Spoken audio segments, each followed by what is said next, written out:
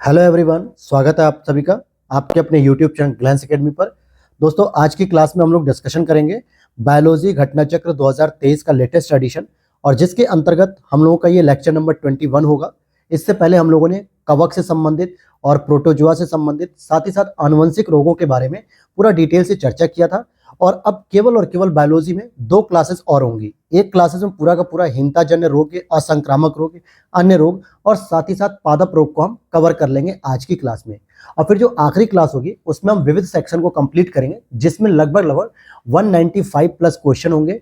और जो आपके जो विविध सेक्शन से क्वेश्चन आ जाते हैं, जो किसी सिलेबस ओरिएंटेड ना होके कहीं से भी पूछ लिया जाता है रैंडम, तो वो सारे टॉपिक आपके कवर हो जाएंगे आज के। तो बस अगली 2 क्लासेस और होंगी, इसके बाद ही हम लोग दूसरे सब्जेक्ट को शुरू कर देंगे। फिर देखते हैं कि फिजिक्स शुरू करेंगे या फिर पॉलिटी, जैसी आप लोगों की डिमांड होगी उसी के अकॉर्डिंग काम किया जाएगा। और एक और इन्फॉर्मेशन आपको दे दूं कि साथ में आप लोग इसकी पीडीएफ अगर लेना चाहते हैं तो उसके लिए आपको कुछ नहीं करना है, बस व्हाट्सएप नंबर दिया गया है डिस्क्रिप्शन बॉक्स में, वीडियो के नीचे सेक्शन में जहाँ पे मोर लिखा रहता है वहाँ पे आप क्लिक करेंगे तो वहाँ आपको व्हाट्सएप नंबर दिखेगा। उस पर मैसेज करके इंक्वायरी करके वहाँ से आप पीडीएफ इसकी ले सकते हैं, और किसी भी सब्जेक्ट की आप वहाँ से पीडीएफ ले सकते हैं पूर्वालोकन सीरीज में।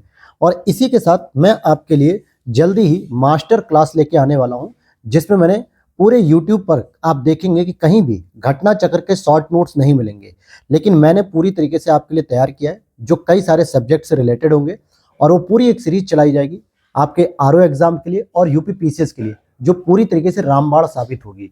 तो इन सभी चीज़ों की अपडेट्स के लिए टेलीग्राम चैनल को ज्वाइन कर लेना, उसका भी लिंक डिस्क्रिप्शन बॉक्स में दिया गया है। तो चलिए शुरू करते हैं आज के टॉपिक को। तो देखते हैं कि क्या होता है। देखिए, मानव, पशुओं या पौधों में संक्रमण, आहार अथवा किसी प्रक्रम की दोषपूर्ण कार्य प्रणाली द्वारा उत्पन्न विकार को हम सामान्यतः क्या कहते हैं? रोग कहते हैं। अगर चाहे वो मानव हो, पशु हो, पौधों हो, उनमें अगर किसी प्रकार का इन्फेक्शन हो रहा है, डिजीज हो रही है, या भोजन से संबंधित या किसी प्रोसेस से संबंधित कोई प्रॉब्लम आ रही है, तो उसी सब चीजों को हम क्या कहते हैं? रोग कहते हैं। जबकि खनिजों, विटामिन, आवश्यक पोषकों जैसे प्रोटीन, कार्बोहाइड्रेट युक्त आहार के अभाव से उत्पन्न होने वाले रोगों को हम हीनताजन्य रोग कहते हैं। मतलब क्या हो गया कि अगर किसी व्यक्ति के पास प्रोटीन नहीं जा रहा है शरीर में, कार्बोहाइड्रेट्स नहीं मिल रहा है या वसा नहीं मिल रही है, तो कहीं ना कहीं वो इन चीज़ों से वंचित रह जा रहा है, इन पोषक तत्वों से वंचित रह रहा है। तो इसका मतलब वो क्या हो गया? आहार के अभाव में रह रहा है, और उसे को हम कहते हैं हीनताजन्य या अभावजन्य रोग, डेफिशिएंसी डिजीज। विभिन्न प्रकार के रोग शरीर अथवा अंग की संरचना व कार्य को प्रभावित करते हैं। जैसे आप देखोगे डायबिटीज हो गया, हाई ब्लड प्रेशर हो गया, कैंसर हो गया, इत्यादि मनुष्य के असंक्रामक रोग हैं। इट मीन्स कि क्या हो गया? ये ऐसे रोग होते हैं जो संक्रामक तो नहीं होते हैं, जो एक व्यक्ति से दूसरे व्यक्ति में फैलते नहीं है, लेकिन बॉडी के अंदर ही कुछ ना कुछ मिनरल्स, प्रोटीन, विटामिन, इनकी कमी की वजह से ये रोग उत्पन्न होने लगते हैं। अब जैसे अगर कैंसर की बात करूं, तो कैंसर एक प्रकार का असंगठित ऊतक वृद्धि की बीमारी है। मतलब कोशिकाओं में अनियंत्रित विभाजन होता है। ये इंपॉर्टेंट लाइन है, क्योंकि कैंसर में क्या होता है, जिस पर्टिकुलर पार्ट पे कोई सेल अगर डैमेज है, जहां पे कैंसर का पॉइंट होता है, और वो क्या होता है, कोशिकाएं अपना विभाजन इतनी तेजी से करती हैं कि वो आसपास के पूरे सराउंडिंग एरियाज में, पूरे सराउंडिंग बॉडी पार्ट्स में कैंसर के एरिया को बढ़ा देती हैं। इसीलिए डॉक्टर्स कहते हैं कि फर्स्ट स्टेज था जो आपको पता चल जाना चाहिए था, लेकिन जनरली कैंसर 3rd स्टेज में पता चलता है, जब पूरे आसपास का मांस या ऊतक या टिश्यू वो एक घाव के रूप में कन्वर्ट हो जाता है। क्यों होता है ऐसा? क्योंकि सेल जो है कि बहुत तेजी से यहाँ पे अपना डिवीजन करती है और अनियंत्रित विभाजन करती है, और ये कोशिकाएं पोषक पदार्थों की इतनी खपत करने लगती हैं कि शरीर की सामान्य कोशिकाओं को पोषक पदार्थों की पूर्ति नहीं होती है। अतः शरीर की कोशिकाएं धीरे धीरे छीड़ होकर समाप्त होने लगती हैं, और इससे कैंसर के रोगी की क्या होती है? मृत्यु हो जाती है। और यह अत्यंत ही घातक रोग है, जो उन सभी अंगों में हो सकता है जिनकी कोशिकाएं विभाजन की क्षमता रखती है। तो मैं बताऊं कि बॉडी का ऐसा कोई भी पार्ट नहीं है जहां पर सेल नहीं है, क्योंकि हमारे बॉडी की सबसे छोटी यूनिट होती है दोस्तों सेल। और सेल के जब ग्रुप्स होते हैं, बहुत सारी जो सेल होती हैं वो इकट्ठे होकर क्या करती हैं? टिश्यू बनाती हैं, मतलब ऊतक बनाती हैं। और फिर टिश्यू जो है कि बहुत सारे हो जाते हैं, तो यही जो है कि आपके बॉडी ऑर्गन्स बनते हैं। जैसे हाथ बन गया, पैर बन गया, मुंह बन गया, पेट, कान, नाक, प्राइवेट पार्ट और नाभि, कुछ भी। तो बॉडी का हर पार्ट में सेल है, इसलिए बॉडी के हर पार्ट में कैंसर होने की संभावना हो सकती है। अब यहाँ पे और समझते हैं कि कैंसर कोशिकाओं का शरीर के एक अंग से दूसरे निकटवर्ती अंग में फैलना ही अपरूपांतरण है। मतलब मान लीजिए आपके राइट हैंड में जो है कि आपको क्या था, कैंसर था राइट हैंड के बॉडी वाले पार्ट में, और वो वहां से धीरे धीरे फैलते हुए क्या हो गया, चेस्ट तक आ गया।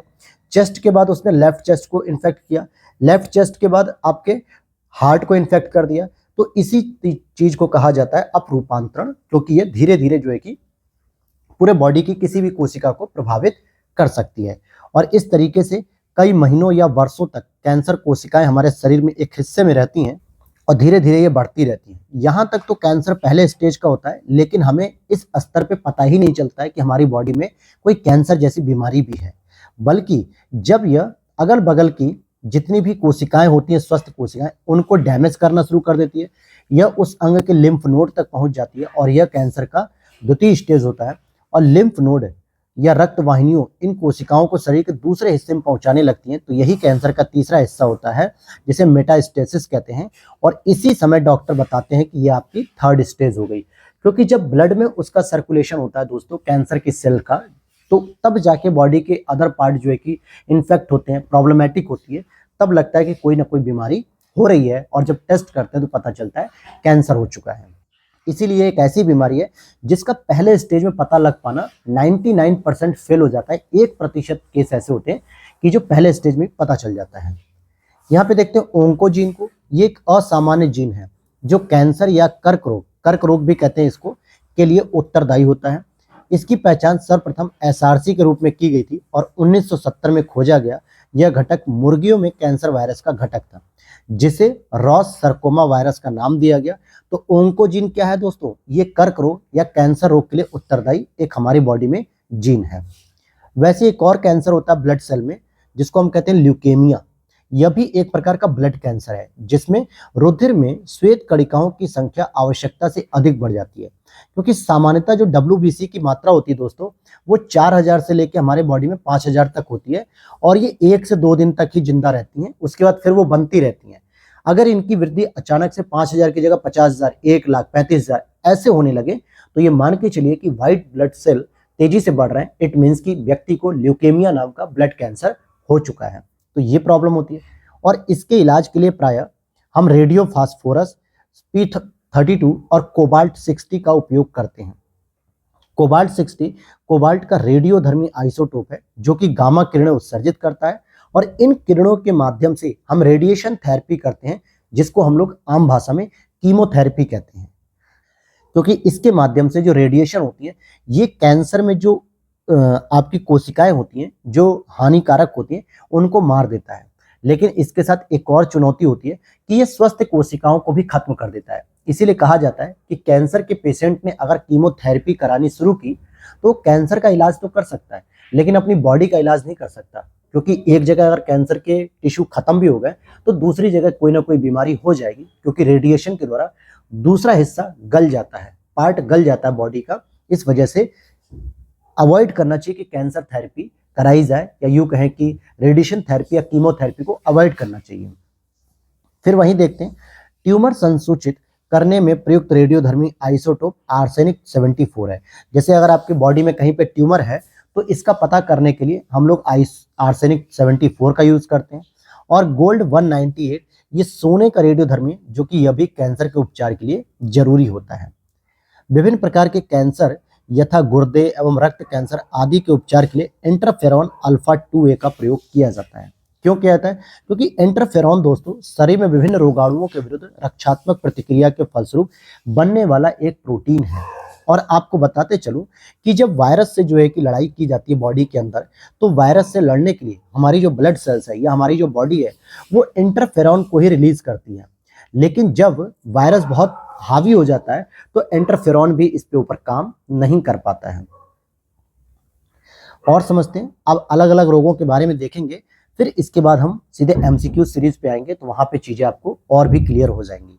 जैसे गठिया रोग, शरीर में जोड़ों, जो शरीर के जोड़े होते हैं, जैसे आपकी कलाई हो गई, कोहनी हो गई, घुटना हो गया, कंधा हो गया, इस तरीके से इन जोड़ों पे जब यूरिक एसिड का जमाव बढ़ने लगता है, जब कभी गुर्दे से यानी किडनी से मूत्र कम होने लगे या मूत्र अधिक बनने से सामान्य स्तर भंग हो जाता है, तो यूरिक अम्ल का रक्त स्तर बढ़ जाता है। मतलब यूरिक एसिड का जो है कि ब्लड में जमाव होना शुरू हो जाता है, और ऐसी स्थिति में हमारे जोड़ों में दर्द होता है, सामान्यतः जो बुजुर्ग लोग होते हैं 40-45 साल के बाद, 50 साल के बाद, तो उनके जोड़ों में अक्सर दर्द होता है, तो उसे हम क्या कहते हैं, अर्थराइटिस की बीमारी होती है। इट मीन्स कि गठिया की बीमारी होती है। हिंदी में गठिया कहते हैं, इंग्लिश में अर्थराइटिस कहते हैं।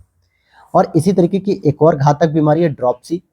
ड्रॉप्सी रोग होने के कारणों में सरसों के तेल में आर्जिमोन तेल, आर्जिमोन का मतलब क्या होता है दोस्तों, पोस्ता होता है या पोस्ता के बीज होते हैं, इसका अगर तेल मिला दिया जाए या साइनाइड के अंश मिला दिए जाए या फिर उजला रंग मिला दिया जाए, तो इन सभी कारणों से घातक रोग होता है। कौन सा, ड्रॉप्सी।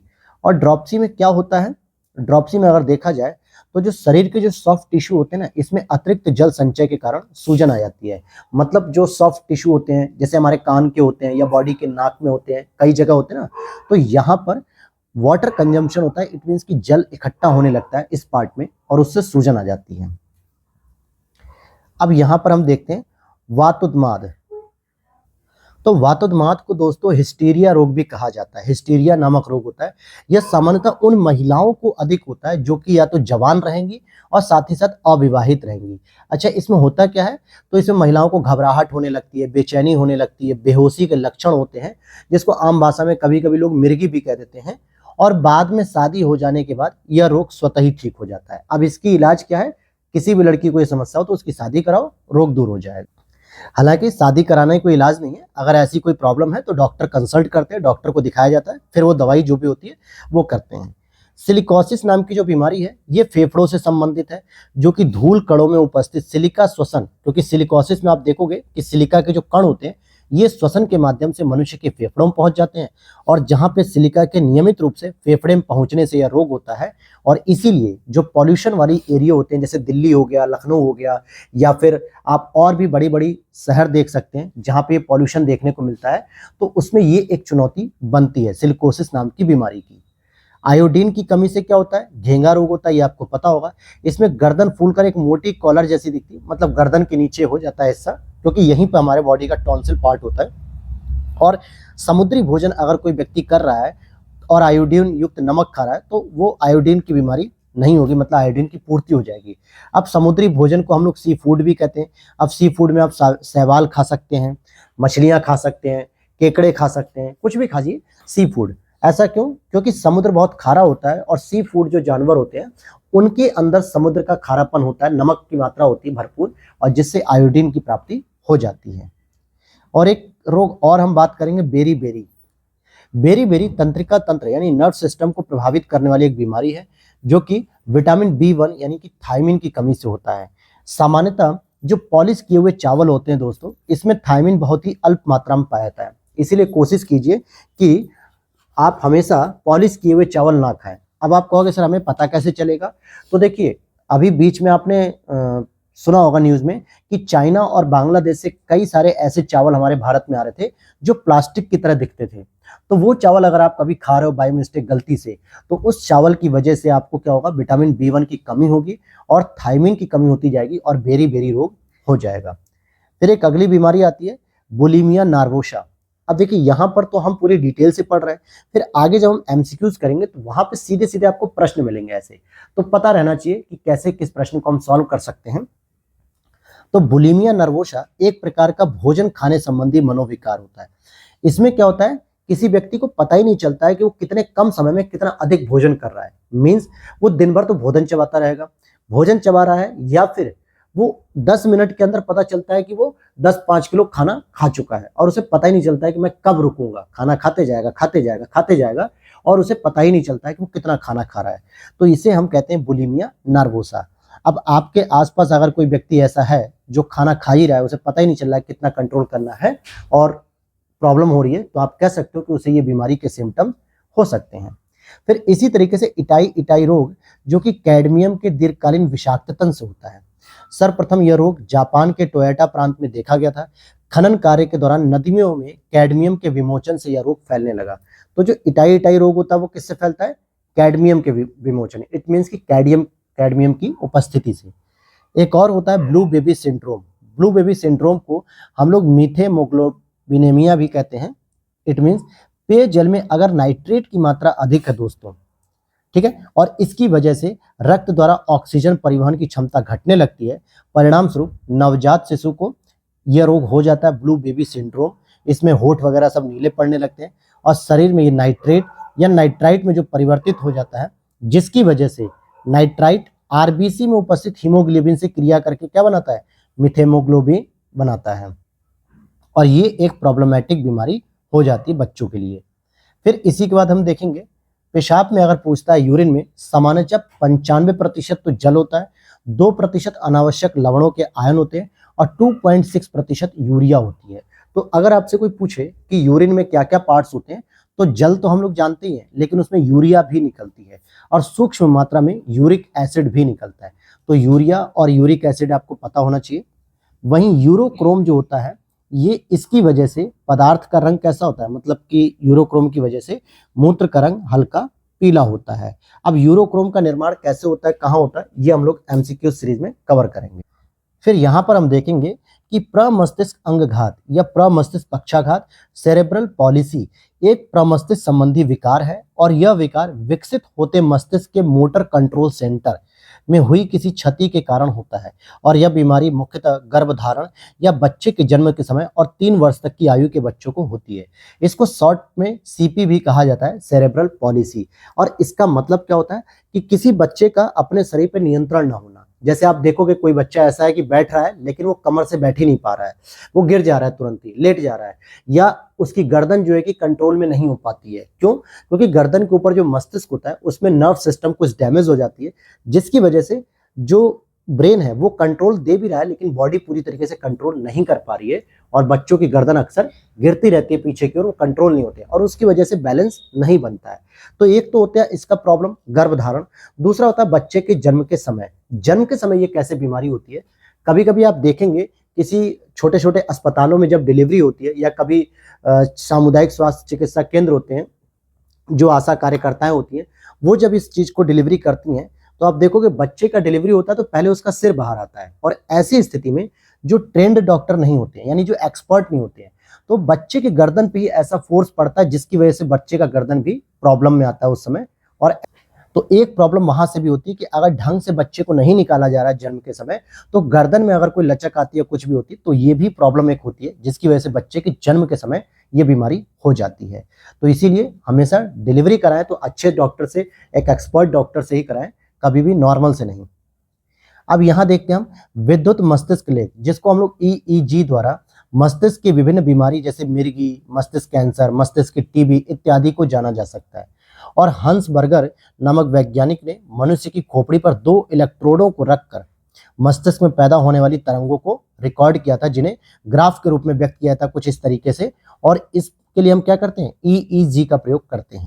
अब यहाँ पे कुछ आपको हीनताजन्य रोग दिखेंगे, जैसे इन रोग का नाम है और यहाँ पे कारण, जैसे एनीमिया, रक्त क्षीणता। एनीमिया का मतलब होता है रक्त की कमी होना, जो किसकी वजह से होती है, लौ की कमी से। और इसको दूर करने के लिए सबसे अच्छा उपाय है कि आप पालक का सेवन अधिक से अधिक करिए।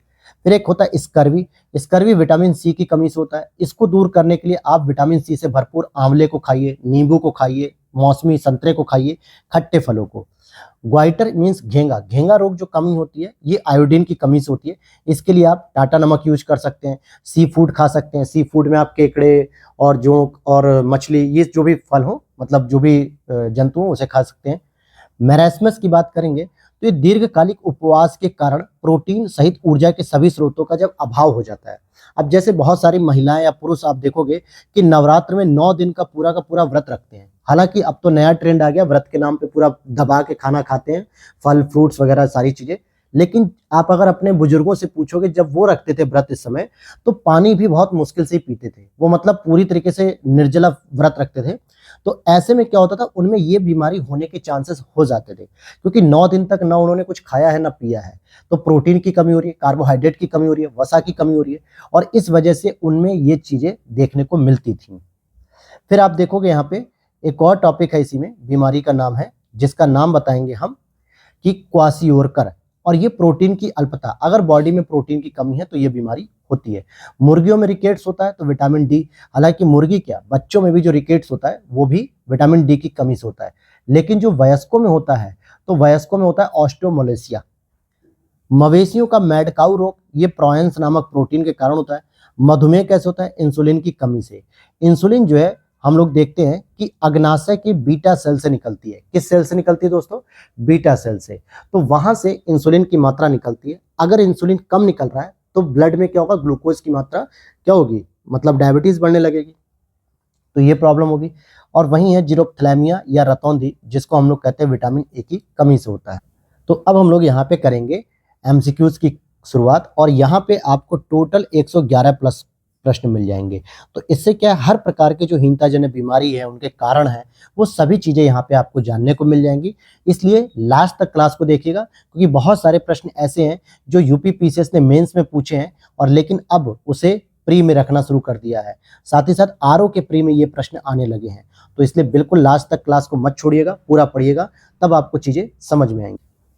तो पहला प्रश्न है आपका, शरीर के जोड़ों में गठिया रोग, जिसको हम अर्थराइटिस भी कहते हैं, किसके जमाव से होता है? तो ये होता है आपका यूरिक अम्ल की वजह से। तो यूरिक एसिड भी इसको कभी कभी कहा जाता है। आप यहाँ पे देखेंगे कि गठिया रोग शरीर के जोड़ों में यूरिक अम्ल के जमाव से होता है। जब कभी गुर्दे से मूत्र कम या मूत्र अधिक बनने से सामान्य स्तर भंग हो जाता है, तो यूरिक एसिड क्या होता है? रक्त में बढ़ने लगता है, और यूरिक एसिड के क्रिस्टल भिन्न भिन्न जोड़ों पर जमा हो जाते हैं। अब यहाँ पे आप देखोगे कि बीमारी जिसमें उच्च मात्रा में रक्त में यूरिक अम्ल प्रधान रूप में पाया जाता है, तो उसको हम गठिया या गाउट भी कह देते हैं। फिर यहाँ देखते हैं, अगला प्रश्न है, मिलावटी सरसों के तेल में पके भोजन को खाने वाले लोगों में होने वाले खतरनाक ड्रॉप्सी बीमारी जो है, ये कौन से एक कारण से नहीं हो सकती, बाकी सभी कारणों से होती है।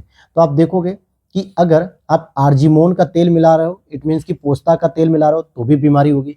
सरसों के तेल में साइनाइड अंश मिला रहे हो, तो भी बीमारी होगी। उजला रंग मिला रहे हो, तो भी। लेकिन धान की भूसी का मिलावट अगर आप कर रहे हो, धान की भूसी के तेल की मिलावट, तो इससे जो है कि आपको ड्रॉप्सी जैसी बीमारी नहीं होगी। अब यहाँ पे अगला प्रश्न देखते हैं कि एकल कोशिका के रूप में यह उत्पन्न होता है, एक कोशिका के रूप में बीमारी होती है, और ऐसे निर्दयी रोग का रूप धारण कर लेता है, जिससे प्रतिवर्ष लाखों लोगों की मौत हो रही है। वैज्ञानिक धैर्यपूर्वक इस रहस्यों का उद्घाटन करने में लगे हैं, और इसके विरुद्ध संघर्ष एक नाटकीय मोड़ पर पहुंचने लगता है। इसके विरुद्ध या युद्ध में नई खोजें श्रेष्ठता चिकित्सा के लिए विश्वास और आशा का संचार कर रही हैं। तो कौन सा ये प्रश्न मतलब ऑप्शन होगा? कैंसर, एड्स, यक्ष्मा, अल्जाइमर रोग। तो ऐसा जो है कि कैंसर ही है, क्योंकि ये एक कोशिका से शुरू तो होता है, लेकिन आगे चल के बहुत सारी कोशिकाओं में विभाजित होता चला जाता है, और पूरी बॉडी में धीरे धीरे ये रोग फैल जाता है। तो ए ऑप्शन यहाँ पर सही हो जाएगा। अगला है एंथोफोबिया। अब देखिए यहाँ पे फोबिया वर्ड का मतलब होता है किसी चीज का डर लगना। तो एंथोफोबिया निम्न का डर है, किसका? तो ये पुष्पों का डर है एंथोफोबिया। वात उन्माद या हिस्टीरिया रोग सामान्यतः किसमें होता है? जवान महिलाओं में होता है। अब यहाँ पे जवान पुरुष था, बूढ़ी महिलाएं और विवाहित महिलाएं हटा दो। तो ये होता है स्पेशली जवान महिलाएं और अविवाहित महिलाएं। और इस बीमारी का इलाज क्या है? जब महिलाओं की शादी हो जाती है तो सामान्यतः यह बीमारी समाप्त हो जाती है।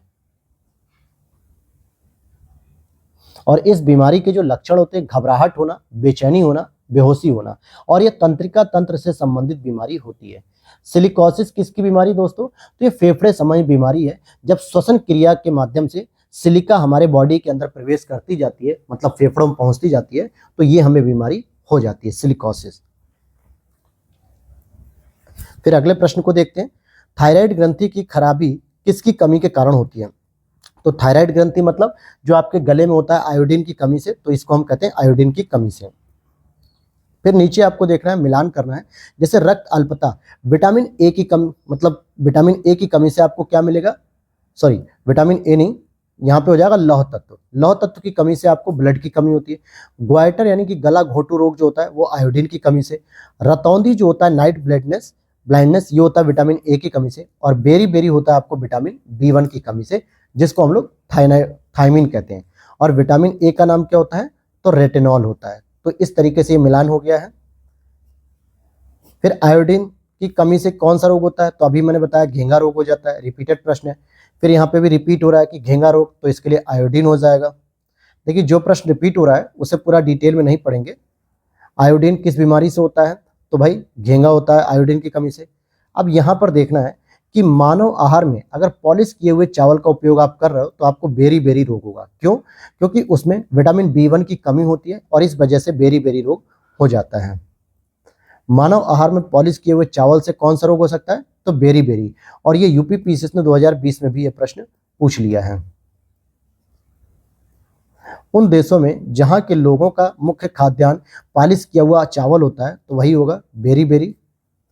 जो मनुष्य यह नहीं समझ पाता कि उसे कब भोजन करना रोक देना चाहिए, वो व्यक्ति किससे बीमार है? वो व्यक्ति बीमार है बुलिमिया नार्वोसा से, क्योंकि उसे ये पता ही नहीं है कि हम कितना भोजन कर रहे हैं और कब तक हमें भोजन करना चाहिए। तो ये हो गया। फिर आगे चलते हैं हम। ब्लू बेबी सिंड्रोम नामक प्रदूषण करित बीमारी पीने वाले जल में निम्न में से किसके अधिक विद्यमान होने पर होती है? तो अगर प्रदूषित जल में दोस्तों नाइट्रेट की मात्रा ज़्यादा है, किसकी? नाइट्रेट की मात्रा, तो उस बच्चे को ब्लू बेबी सिंड्रोम का रोग हो जाएगा। और अगर रक्त में जो है कि अगर हम पूछें कि रक्त में किसकी अधिकता होती है जिसकी वजह से ब्लू बेबी सिंड्रोम होती है, तो रक्त में दोस्तों जो हीमोग्लोबिन होता है इससे नाइट्रेट क्रिया करता है, और नाइट्रेट क्रिया करने के बाद क्या बनाता है? आइए देख लेते हैं। मिथेमोग्लोबिन। क्या बनाता है? मिथेमोग्लोबिन। तो इसकी उपस्थिति से, तो यहाँ पे आपको नाइट्रेट उत्तर नहीं लगाना है। नाइट्रेट कब लगाना है? जब पूछेगा कि जल में प्रदूषित क्या होना चाहिए, तो नाइट्रेट होगा। और अगर पूछता रक्त में, तो रक्त में क्या होना चाहिए? तो ये हो जाएगा। और ये बनता कैसे? HB मतलब हीमोग्लोबिन और नाइट्रेट की क्रिया से ही बनता है। तो आपको ये ऑप्शन लगाना है फिर। तो इतना क्लियर रखना। अब यहाँ पे देखिए फिर से आ रहा है, रक्त में किसकी उपस्थिति से ब्लू बेबी सिंड्रोम होता है? तो हम लगाएंगे बी वाला ऑप्शन, न कि नाइट्रेट नहीं लगाएंगे। नाइट्रेट कब पूछेगा? जब पूछेगा कि जल में किसकी उपस्थिति से होता है। तो ये दोनों ही आंसर हैं तो सही, लेकिन आपको एग्जैक्ट लगाना है बी, और आयोग ने 2021 में भी इसका आंसर बी लिया था। फिर आगे हम देखते हैं। अब यहाँ पर देखिए बहुत अच्छा प्रश्न पूछा गया है कि जो हार्ट अटैक होता है उसमें क्या सही क्रम होता है, मतलब हृदयघात जब शुरू होता है तो वो कैसे शुरू होता है। तो आप देखेंगे कि सबसे पहले तो आपके बॉडी पर तंतु ऊतक से चकत्ते और कोलेस्ट्रॉल जो है कि दिखने शुरू हो जाते हैं, और उसके बाद हृदय धमनियों में रक्त के थक्कों का पहुंचना शुरू हो जाता है। जो हृदय की धमनियां हैं उसमें रक्त के थक्कों का पहुंचना शुरू होता है। फिर वाहिका के आंतरिक द्वार का संकीर्ण हो जाना, और लास्ट में आता है रक्त और ऑक्सीजन की जब अपर्याप्त आपूर्ति होती है हार्ट को, तो वहीं पे हार्ट का अटैक होना शुरू हो जाता है। तो उसी को हार्ट अटैक हम कहते हैं। चिकित्सीय भाषा में गोल्डन आवर किसे कहा जाता है? तो गोल्डन आवर हार्ट अटैक से संबंधित है, लेकिन यहाँ समझ लेते हैं कि सी ऑप्शन है हृदयाघात से, मतलब कि दिल का दौरा पड़ने के पहले घंटे को गोल्डन आवर के नाम से जाना जाता है, कि जब हार्ट अटैक पड़ा है और उस समय का जो 1 घंटा इंपॉर्टेंट होता है जिसमें पेशेंट को बचाने की पूरी संभावना होती है, तो उसी को गोल्डन आवर भी कहा जाता है। फिर आगे देखते हैं। बीटा ब्लॉकर एक औषधि है जो किसको बचाने के लिए होती है? तो हृदयघात से बचाने के लिए यह एक औषधि का प्रयोग किया जाता है। हृदय की धड़कन नियंत्रित करने के लिए निम्नलिखित में से कौन सा खनिज आवश्यक है? तो पोटेशियम। ये हृदय की धड़कनों के साथ साथ हृदय के स्वास्थ्य के लिए भी बहुत ही बेनिफिट माना जाता है, और इसका जो सबसे अधिक मात्रा मिलती है वो सेब में मिलती है। इसीलिए आप देखोगे जो हार्ट के पेशेंट होते हैं वो डेली 2 से 3 सेब जरूर खाते हैं, ताकि उनके हार्ट में पोटेशियम की मात्रा अच्छे से पहुंचे और उनको ये बीमारी न हो सके। हालांकि इसके साथ साथ आप मांस, मछली, अनाज, सब्जियां यूज कर सकते हो, लेकिन फल में सबसे अच्छा होता है आपके लिए सेब खाना। निम्नलिखित में से कौन सा पोटेशियम अल्पता यानी कि पोटेशियम की कमी से होने वाला रोग कौन सा होता है दोस्तों? तो आप देखोगे यहाँ पे कि लो ब्लड प्रेशर। कौन सा हो जाएगा? लो ब्लड प्रेशर, तो बी हो जाएगा इसका। अब यहाँ पे कह रहा है यदि मूत्र में एल्बुमिन आ रहा हो तो ऐसे व्यक्ति के निम्न में से किस अंग के फेल हो जाने की पीड़ित होने की संभावना है? और एल्बुमिन अगर आ रहा है तो ये वक्र होता है, यानी कि किडनी के फेल होने के चांसेस बढ़ जाते हैं। यूरिन में लगभग 91 से 96% जल होता है, 2% अनावश्यक लवणों के आयन होते हैं, और 2.6% यूरिया और 0.3% क्रिएटिनिन तथा सूक्ष्म मात्रा में यूरिक अम्ल और अनावश्यक अपशिष्ट पदार्थ होते हैं। अर्थात मूत्र ऐसे तत्वों का संयुक्त उत्पाद होता है, और इसमें एल्बुमिन जो रक्त में पाया जाने वाला एक प्रोटीन है, इसकी उपस्थिति एवं उसके प्रभाव से किडनी के फेल हो जाने की आशंका होती है, और लंबे समय तक उपवास रखने का सर्वाधिक प्रभाव गुर्दे पर पड़ता है। तो अब यहाँ पर हम अगले प्रश्न को देखते हैं। लंबे समय तक उपवास रखने पर कौन सा जो है कि शरीर प्रभावित होगा ज्यादातर? तो गुर्दा प्रभावित होगा। कौन सा? गुर्दा। आधुनिक आयुर्विज्ञान में नाभिक औषधि यानी कि नाभिकीय औषधियां नैदानिक और उपचार के प्रभावी उपकरणों के रूप में उभर रही हैं। तो ये वास्तव में क्या होती हैं? तो भाई ये रेडियो के आइसोटॉप्स होते हैं। रेडियो आइसोटॉप्स होते हैं, जैसे आपका कोबाल्ट हो गया, आयोडीन 32 हो गया, फास्फोरस हो गया, तो ये सभी चीजें होती हैं। अब यहाँ पर आप देखोगे जैसे आप यहाँ पे आर्सेनिक 74 है, कोबाल्ट 60 है, आयोडीन 131 और सोडियम 24, और यहाँ पे आप इन बीमारियों का पता लगा सकते हो इनसे। तो चलिए शुरू करते हैं मिलान करना। तो यहाँ पर आप देखेंगे कि आर्सेनिक का जो मिलान होगा दोस्तों, वो हो जाएगा आपका आर्सेनिक 74 का कैंसर से, यहाँ पर आर्सेनिक का मिलान दोस्तों होगा ट्यूमर से, ठीक है। और कोबाल्ट 60 का हो जाएगा कैंसर से, आयोडीन 131 का हो जाएगा थायराइड ग्रंथि से, और सोडियम 24 का हो जाएगा रक्त व्यतिक्रम से। अब यहाँ पर हम देख सकते हैं इस तरीके से कि आर्सेनिक 74 होगा ट्यूमर की पहचान, कोबाल्ट 60 हो जाएगा कैंसर, आयोडीन 131 हो जाएगा थायराइड, और सोडियम 24 हो जाएगा रक्त व्यतिक्रम। निम्नलिखित में से कौन सा सुमेलित नहीं है? तो कौन सा सुमेलित नहीं है भाई? कोबाल्ट 60 कैसे होता है? तो शरीर के अंतरंग के अर्बुद का उपचार, मीन्स कि कैंसर से संबंधित है। आयोडीन 131 थायराइड का, फास्फोरस 32 श्वेत रक्तता का उपचार। मतलब क्या हो गया कि WBC जो होती है, ल्यूकेमिया नाम की जो बीमारी है कैंसर की, उसके उपचार में यूज हो सकता है। और गोल्ड 198 ये यहाँ पे गलत है, ये रेटिना से संबंधित नहीं है, बल्कि इसका भी प्रयोग किसमें किया जाता है? तो कैंसर में किया जाता है, क्योंकि ये सोने का रेडियो एक्टिव आइसोटोप है और ये कैंसर की बीमारी के लिए किया जाता है। फिर यहाँ हम देखेंगे कि रेडियो तत्वों में किसका उपयोग मनुष्य के शरीर में रक्त प्रवाह की गति के मापन में किया जाता है? तो रेडियो सोडियम का हम प्रयोग करते हैं। ल्यूकेमिया एक प्रकार का कैंसर है जो असाधारण रूप से वृद्धि होती है। किसमें होती है दोस्तों? तो WBC में होती है, और इसी में जो है कि इसकी असाधारण वृद्धि होती है, क्योंकि WBC की जो सामान्यतः जनसंख्या होती है इसमें 4000 से लेकर 5000 होती है, लेकिन अगर ये वृद्धि अचानक से बढ़ के 12000, 25000, 30000 हो जाए तो इसका मतलब है कि उस पेशेंट को ल्यूकेमिया हो रहा है। निम्न में से किसका उपयोग रक्त कैंसर के उपचार में किया जाता है? तो आप देखोगे रक्त कैंसर के लिए फास्फोरस 32 भी होता है और कोबाल्ट 60 भी होता है, लेकिन अगर सही उत्तर की बात की जाए तो यहाँ पे डी होगा, कोबाल्ट 60 इसको माना जाएगा। रक्त कैंसर ल्यूकेमिया की रोकथाम के लिए कौन से रेडियो समस्थानिक का हम प्रयोग कर सकते हैं? तो यहाँ भी देखिए फास्फोरस 32 भी है और कोबाल्ट 60 भी है, इसलिए ई ऑप्शन यहाँ पर सही होगा। कोबाल्ट 60 आमतौर पे विकिरण चिकित्सा में प्रयुक्त होता है, क्योंकि यह उत्सर्जित करता है क्या? गामा किरणें उत्सर्जित करता है। क्या करता है? गामा किरणें ये उत्सर्जित करता है। ट्यूमर संसूचित करने में प्रयुक्त रेडियो समस्थानिक है। तो ट्यूमर को जो संसूचित किया था, मतलब ट्यूमर की खोज की जाती है, तो आर्सेनिक 74 से इसकी खोज की जाती है। फिर अगले प्रश्न को देखते हैं। ट्यूमर की पहचान के लिए तो यहाँ पे फिर आर्सेनिक 74 हो जाएगा। मांसपेशियों में दर्द के उपचार के कारण या दर्द के उपचार के लिए जो उपयोग किया जाने वाला विकिरण है वो क्या होता है? इंफ्रारेड होता है। अल्ट्रावायलेट कह सकते हो या इंफ्रारेड कह सकते हो, जिनको हम अवरक्त किरणें भी कहते हैं। इनके माध्यम से मांसपेशियों के दर्द के उपचार में सहायता कर सकते हैं।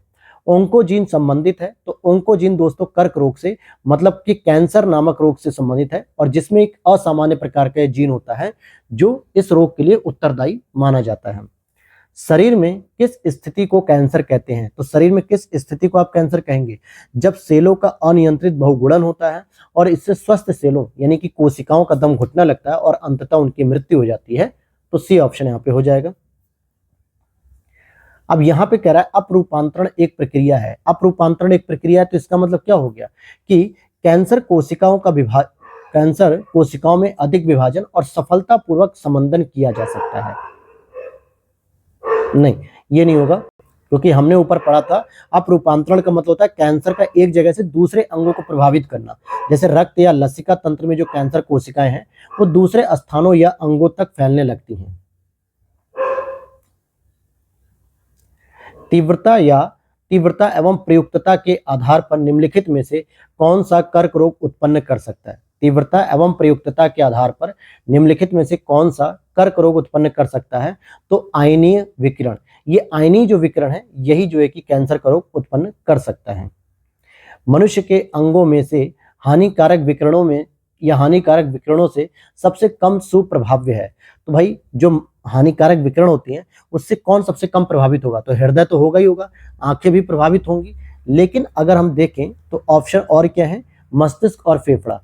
तो मस्तिष्क एक ऐसी चीज है जो कि आपके रेडिएशन से प्रभावित कम होगी। सभी प्रकार के कैंसर के चिकित्सा हेतु निम्नलिखित में से कौन सा उपचार नवीनतम है? कौन सा उपचार नवीनतम है? तो यहां आप देखोगे तीव्रता अधिमिश्रित विकिरण चिकित्सा यानी IMRT। ये एक तरीके का नया है जिसमें इंटेंसिटी मॉड्यूलेट रेडियोथेरेपी एक नवीनतम तकनीक है। इंटरफेरॉन का प्रयोग किया जाता है नियंत्रण के लिए। किसके नियंत्रण के लिए? तो कैंसर के नियंत्रण के लिए हम इंटरफेरॉन का प्रयोग करते हैं। सेरेब्रल पॉलिसी, सेरेब्रल पॉलिसी एक मस्तिष्क संबंधी बीमार है या मस्तिष्क संबंधी विकार है जो सामान्यतः पाया जाता है किसमें? छोटे बच्चों में पाया जाता है। सेरेब्रल पॉलिसी किसमें पाया जाता है? छोटे बच्चों में पाया जाता है। और ये मैंने आपको बताया था कि इसको एक तरीके से पक्षाघात कहते हैं, जिसमें बच्चे का संतुलन नहीं बन पाता है। फिर अल्जाइमर रोग में मानव शरीर का कौन सा अंग प्रभावित होता है? तो अल्जाइमर रोग में मस्तिष्क प्रभावित होता है, क्योंकि इसमें कहीं ना कहीं भूलने की बीमारी बढ़ने लगती है, और जिसको हम लोग सामान्यतः मेमोरी लॉस भी कह देते हैं। हाल ही में वैज्ञानिकों ने उस प्रोटीन की खोज कर ली है जो मस्तिष्क के खतरनाक रोग अल्जाइमर को उत्पन्न करता है। वो क्या है? एमिलाइड प्रिकर्सर प्रोटीन। इसकी वजह से अल्जाइमर नाम की बीमारी व्यक्ति में होती है।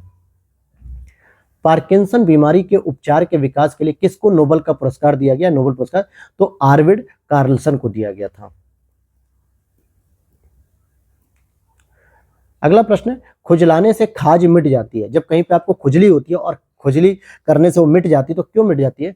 इससे कुछ तंत्रिकाएं उद्दीप्त होती हैं जो मस्तिष्क को प्रतिहिस्टामिन रसायनों का उत्पाद बढ़ाने का निर्देश देती हैं। एनोसिया क्या होता है? एनोस्मिया जो होता है दोस्तों, घ्राण संवेदनाओं की कमी, यानी सूंघने की शक्ति जो है कि कम होने लगती है, उसका नाश हो जाता है, तो उसे ही हम एनोस्मिया कहते हैं। फिर सूची 1 और सूची 2 का यहाँ पे मिलान करना है। जैसे अगर हम देखें एनीमिया, एनीमिया कब होगा? यानी कि खून की कमी, जब लौह की कमी होती है। ग्वाइटर यानी कि गल घोंटा कब होता है? जब आयोडीन की कमी होती है। स्कर्वी कब होता है? जब विटामिन सी की कमी होती है। और खैरा रोग कब होता है? ये जस्ते की कमी से होता है, और सामान्यतः ये धान का रोग होता है, जो धान की फसल में होता है, खैरा रोग जस्ते की कमी से। अगला प्रश्न है, कौन सा प्रदूषण नॉक नी सिंड्रोम के लिए उत्तरदायी होता है? तो फ्लोराइड होता है। क्या होता है? फ्लोराइड। अगर हम देखें जल में, किसमें? जल में फ्लोराइड प्रदूषण नॉक नी सिंड्रोम या गेनु वेलगम के लिए उत्तरदायी होता है। फ्लोराइड प्रदूषण हड्डियों के लिए विषाक्त प्रभाव उत्पन्न करता है, जो कि हड्डियों की कमजोरी, फ्रैक्चर, स्थायी विरूपण का कारण बनता है। रिकेट्स और ऑस्टियोकॉन्ड्रियोप्लासिया के कारण भी यह सिंड्रोम हो सकता है। अब यहां देखते हैं हम निम्नलिखित में से कौन सी सही सुमेलित नहीं है। कौन सी सही सुमेलित नहीं? तो पारा से क्या होता है? मिनीमाता रोग। कैडमियम से इटाई इटाई रोग। नाइट्रेट आयन से ब्लू बेबी सिंड्रोम। और फ्लोराइड आयन से आपको अपच जो है ये गलत लिख रहा है, क्योंकि अभी हमने ऊपर पढ़ा कि फ्लोराइड आयन से क्या होता है? सिंड्रोम होता है ना, तो वही चीज है। ठीक है। और साथ ही साथ आप देखेंगे कि फ्लोराइड जो आयन होता है, इसकी अगर अधिकता होगी तो दांतों की बीमारी, जिसे हम फ्लोरोसिस कहते हैं, ये होती है। और इन बीमारियों में दांतों का बाह्य आवरण प्रभावित होता है तथा दांतों में पीलापन आने लगता है। मिनीमाता व्याधि की बात करेंगे तो ये पारे की वजह से होता है, यानी मरकरी की वजह से होता है। और मिनीमाता रोग की जो बात करें तो इसमें शरीर में क्या होता है? पारे की मात्रा बढ़ने लगती है। और जापान में जो मिनीमाता की खाड़ी है, यहाँ पर मछलियों के खाने से यह बीमारी लोगों को होने लगी, और यहीं से इसका नाम दे दिया गया मिनीमाता व्याधि। मिनीमाता व्याधि किसकी वजह से होगी? तो पारद विषाक्तता या पारे की विषाक्तता के कारण। अब यहाँ पे जापान में जो 1953 मिनीमाता व्याधि हुई थी, वो भी पारे के कारण हुई थी, यही चीज लिख रहा है। इटाई इटाई रोग, इटाई इटाई रोग किसके विषाक्त अंश होती है? तो कैडमियम का अगर हम अधिक प्रयोग कर रहे हैं या किसी वजह से, तो हमें इटाई इटाई रोग हो सकता है। और यह रोग भी दोस्तों जापान के टोयामा प्रांत में देखा गया, मतलब जापान से शुरू हुआ। एलर्जी के कारण कौन कौन सी बीमारी होती है? तो एलर्जी के कारण हमें अस्थमा की बीमारी होती है, यानी कि खांसने की बीमारी होती है। जब हमारे बॉडी में धूल कण वगैरह या रासायनिक पदार्थ जाते हैं तो हमें अस्थमा की बीमारी होने लगती है। यदि एक व्यक्ति केवल दूध, अंडे और रोटी का आहार करता है तो उस व्यक्ति को कौन सा रोग हो सकता है? स्कर्वी। क्योंकि दूध, अंडे और रोटी, इनमें विटामिन सी की उपलब्धता नहीं होती है, इसलिए इस व्यक्ति को विटामिन सी की कमी हो सकती है और स्कर्वी रोग हो सकता है। निम्नलिखित में से कौन स्कर्वी रोग के इलाज में उपयोगी है? तो विटामिन सी, जो कि खट्टे फलों में मिलता है। तो यहाँ पे आपको देखने को मिलेगा आंवला। आंवला खट्टे फलों में आता है। हालांकि आंवले के साथ नारंगी, नींबू, संतरा, अंगूर, टमाटर इत्यादि ये सब खट्टेदार फल हैं जो कि स्कर्वी रोग को कम कर सकते हैं। और स्कर्वी रोग क्या होता है दोस्तों? तो इसमें मसूड़ों में सूजन आने लगती है, मसूड़ों से पानी निकलने लगता है, इसी को हम स्कर्वी रोग कहते हैं। स्कर्वी रोग किस विटामिन के कारण होता है? तो विटामिन सी की कमी के कारण होता है। डीआरडीओ ने लुकोस्पिन ठीक है, ल्यूकोस्किन नामक एक औषधि विकसित की है और यह किसके इस्तेमाल के लिए होती है, तो ल्यूकोडर्मा नाम की बीमारी को इलाज करने के लिए इसका प्रयोग किया जाता है। डीआरडीओ ने निम्नलिखित में से कौन से उत्पाद को विकसित नहीं किया है, तो नाकडुरना को नहीं किया है, जबकि एस्टुथ, ल्यूकोसिस्किन और एक्जिट, इन तीनों को इन्होंने डेवलप किया है। आगे देखते हैं और प्रश्न में क्या लिखता है। 64 यहाँ पे मिलान करने के लिए तो आप यहाँ पर देखेंगे कि जो मलेरिया होता है इससे आपकी आरबीसी प्रभावित होती है। फाइलेरिया से क्या होता है, लसिका ग्रंथि प्रभावित होती है। इंसेफेलाइटिस से क्या प्रभावित होता है, मस्तिष्क। और ल्यूकेमिया से क्या प्रभावित होता है, तो डब्ल्यूबीसी, इट मीन्स की बोन मैरो यहाँ पे प्रभावित हो जाते हैं। फिर यहाँ पे आपको एक और मिलान करना है। मैरास्मस नाम की जो बीमारी होती है ये दीर्घकालिक उपवास के समय होती है, जैसे मैंने आपको बताया था नवरात्र का एग्जाम्पल देके। क्वासियोरकर जो बीमारी होती है ये प्रोटीन की कमी से होती है, प्रोटीन अल्पता। टीबी की जो बीमारी होती है वो जीवाणु संक्रमण से होती है। हेपेटाइटिस की बीमारी विषाणु संक्रमण से होती है, तो ये विषाणु की बीमारी है हेपेटाइटिस बी। और इसमें सबसे ज्यादा जो प्रभावित अंग होता है, ये मैंने पिछली क्लासेस में बताया है कि यकृत प्रभावित होता है। नेक्स्ट क्वेश्चन है, बच्चों में प्रोटीन की न्यूनता के कारण कौन सा रोग उत्पन्न हो सकता है, तो मैरास्मस हो सकता है। किसमें सुमेलित है, तो कौन सा सुमेलित है, मोतियाबिंद में आंख प्रभावित होती है, टाइफाइड में आंतें प्रभावित होती है, निमोनिया में आपके फेफड़े प्रभावित होते हैं, लेकिन पीलिया में आपका यकृत ही प्रभावित होता है, जिसको हम लोग इंग्लिश में जॉइंडिस भी कह देते हैं, यानी कि पूरा शरीर पीला होने लगता है। तो इसमें यकृत प्रभावी होता है, क्योंकि यहां से बिलिरुबिन की मात्रा बढ़ने लगती है यकृत में, इसकी वजह से ये होता है। निम्नांकित जोड़ों में किसका सुमेल सही है, निमोनिया से फेफड़े प्रभावित होते हैं, ठीक है। पीलिया से अभी हमने पढ़ा कि यकृत प्रभावित होता है। मोतियाबिंद से आंख प्रभावित होती है। मधुमेह से यकृत प्रभावी नहीं होता है, तो ए ऑप्शन यहां पे सही हो जाएगा। अबिंदुकता एक बीमारी है, अबिंदुकता आंखों से जुड़ी हुई एक बीमारी है। मायोपिया किस अंग का दोष है, तो मायोपिया दोस्तों नेत्र का दोष माना जाता है, और इसको क्या कहते हैं हिंदी में, तो मायोपिया को हम निकट दृष्टि दोष, आंखों में होने वाली एक बीमारी है जिसमें निकट की वस्तु तो साफ दिखती है लेकिन दूर की वस्तु नहीं दिखती है, और इसका जो इलाज होता है वो उत्तल लेंस से होता है। किससे होता है, उत्तल लेंस से।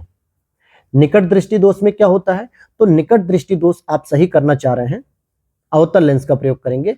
सॉरी, यहाँ पे जो बताया मैंने आपको यहाँ पे, तो ये अवतल लेंस हो जाएगा निकट दृष्टि दोष के लिए। और एक और बीमारी दृष्टि दोष, मायोपिया वाला व्यक्ति देख सकता है, निकट की वस्तु को तो देख सकता है लेकिन दूर की वस्तु नहीं दिखती है, इसलिए उसको अवतल लेंस का प्रयोग करके उसकी इलाज किया जाता है। अच्छा, अब एक और प्रश्न है, दूर दृष्टि दोष। तो दूर की में क्या होगा, दूर की वस्तु तो साफ दिखेगी लेकिन उसे कठिनाई होगी कहां पे, पास की वस्तु देखने में, और इसके इलाज के लिए आपका उत्तल लेंस का प्रयोग किया जाएगा। इसके इलाज के लिए उसको कौन सा लेंस लगेगा, तो उत्तल लेंस जो है कि यूज करना पड़ेगा चश्मे में। आंख के किस भाग में अंध बिंदु या पीत बिंदु या येलो स्पॉट पाए जाते हैं, तो ये आपका हो जाता है दृष्टिपटल। दृष्टिपटल जिसको हम लोग रेटिना कहते हैं, यहां पर आपको येलो स्पॉट या पीत बिंदु देखने को मिलते हैं। रेटिना अपवृद्धि है, रेटिना किसकी अपवृद्धि है, तो अग्र मस्तिष्क पश्च की। किसकी है, अग्र मस्तिष्क पश्च की, ये अग्रविंद अपवृद्धि है। अगला प्रश्न है, यदि आंख का लेंस अपारदर्शी हो जाए तो आंख का रोग कहा जाता है, क्या कहेगा, तो मोतियाबिंद। कुछ नहीं होता दोस्तों, जो आंख का लेंस होता है जिससे हम देख पाते हैं उसके आगे एक धूल की परत जम जाती है, जिसकी वजह से आंखें क्या होती है, अपारदर्शी हो जाती है, क्योंकि वो दिखता नहीं है कुछ भी, और इसी चीज को हम मोतियाबिंद का नाम कहते हैं। और इसमें क्या करते हैं, हम आंखों के लेंस को बदल देते हैं जिससे वो बीमारी दूर हो जाती है। आगे देखते हैं, मोतियाबिंद द्वारा मानव नेत्र का निम्नलिखित में से कौन सा भाग प्रभावित होता है, तो मोतियाबिंद के द्वारा आपका जो प्रभावित होने वाली पार्ट होता है वो लेंस होता है, अर्थात आंख की पुतली के पीछे का एक लेंस होता है जो केंद्र पर मोटा हो जाता है, और मोतियाबिंद होने पर नेत्र दृष्टि धुंधली हो जाती है, और यह नेत्र लेंस धुंधला हो जाने के कारण ही ऐसा होता है। अब यहाँ पे हमें मिलान करना है, तो इसको हम देखेंगे तो एट्रोपिन का हो जाएगा तारा विस्फारण, यानी कि जो आंखों समेत होता है। ईथर के लिए हम देखेंगे स्थानीय संज्ञारण हो जाएगा, और नाइट्रोग्लिसरीन ये मच्छर हो जाएगा, पायरेथ्रिन हृदय की तकलीफ हो जाएगी।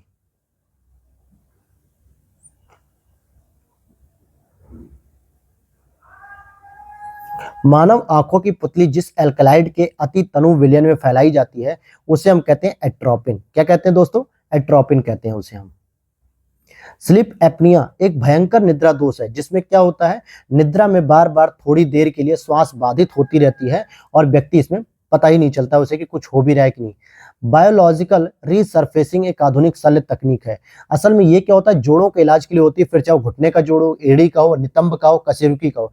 तो इसका ये आंसर चारों ही यहाँ पे सही है, लेकिन अगर आयोग के द्वारा मैं कहूँ तो नितंब का उसने माना होगा, क्योंकि नितंब का मतलब होता है कूल्हे, और सामान्यतः कूल्हे का रिप्लेसमेंट ज्यादातर चलता है टॉपिक।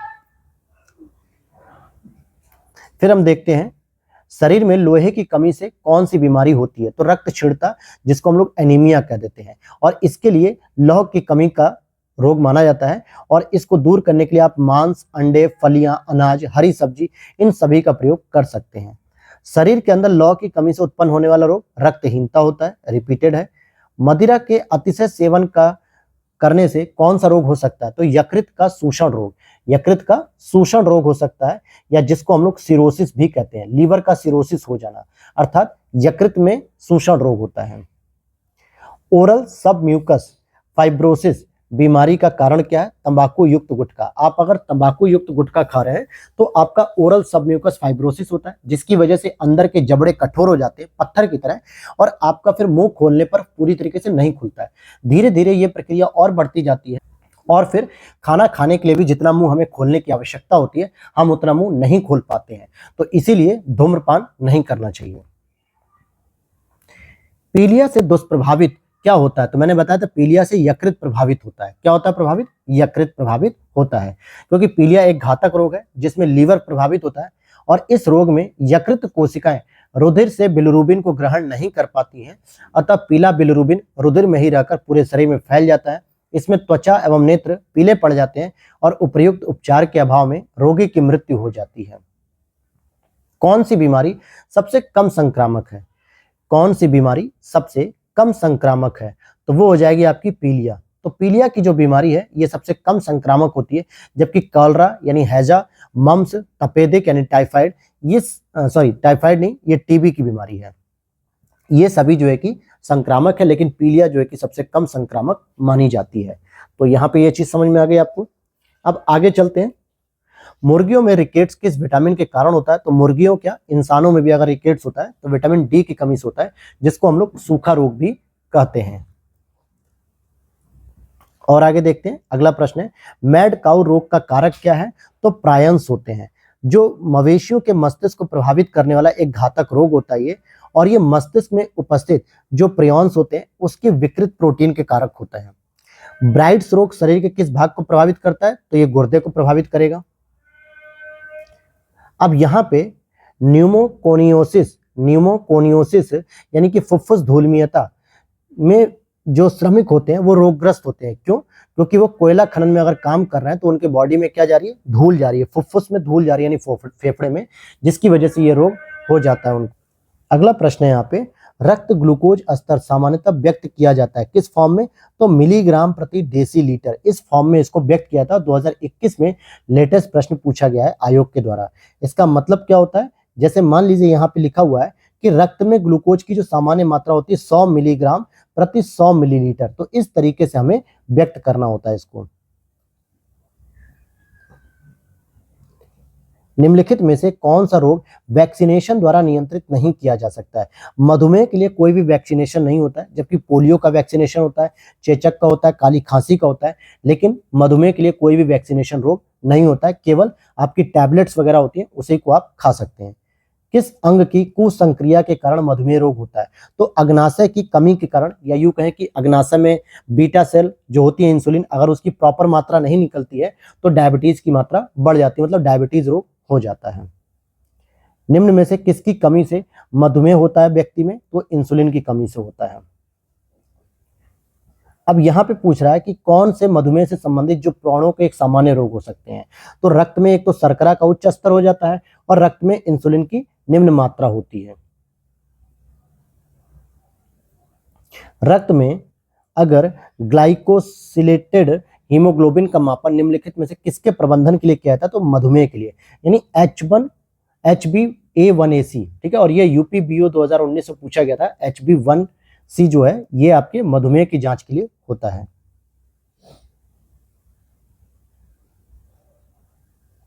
अब यहाँ पर आपका एक और क्वेश्चन है, उदक में यानी कि डायबिटीज इंसिपिडिस वाले व्यक्ति को प्यास लगती है और उदक में वाले व्यक्ति वैसोप्रेन के अतिशय स्राव से ग्रस्त होते हैं। तो इसका मतलब हो जाएगा कि ए वाला तो सही कह रहा था लेकिन आर गलत कह रहा था। और आखिरी प्रश्न है आपका कि विस्की पीने से मूत्र त्याग की बारंबारता बढ़ जाती है। बिल्कुल सही बात है। और अल्कोहल के अंतर्ग्रहण से शरीर में वैसोप्रेन का स्राव बढ़ जाता है। वैसोप्रेन का स्राव आपका नहीं बढ़ता है दोस्तों। क्या होता है? नहीं बढ़ता है। तो ये होगा दोस्तों आपके 100 क्वेश्चन, और जो 10 क्वेश्चन बचे हुए हैं उसे हम लोग नेक्स्ट क्लास को जब स्टार्ट करेंगे तो उसमें हम लोग कवर कर लेंगे। तो मिलते हैं नेक्स्ट वीडियो में। Thanks for watching.